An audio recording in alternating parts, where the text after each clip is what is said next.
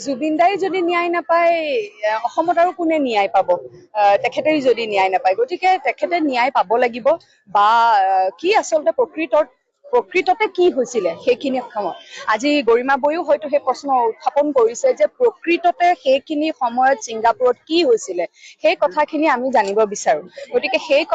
সেইখিনি সময়ত যিসকল লোক আছিলে লগত সেই বোটখনতে হওক ইয়টখনতে হওক তেওঁলোকে নিশ্চিতভাৱে ভালকৈ ক'ব পাৰিব গতিকে সেই কথাবিলাক স্পষ্ট হ'ব লাগে অসমীয়া ৰাইজৰ মাজত কাৰণ প্ৰাণৰ শিল্পীক হেৰুৱাইছে সেই আবেগ আমি আচলতে কেতিয়াও আমি সেই কথা পাহৰিব নোৱাৰো সেই বিষ সেই বেদনা আমি কেতিয়াও পাহৰিব নোৱাৰো সেয়া কেতিয়াও আমাৰ মনৰ পৰা আঁতৰ নহয় গতিকে এই ক্ষেত্ৰত আজি যদিও বা নিৰ্বাচনীৰ এক পৰিৱেশ গোটেই ৰাজ্যতে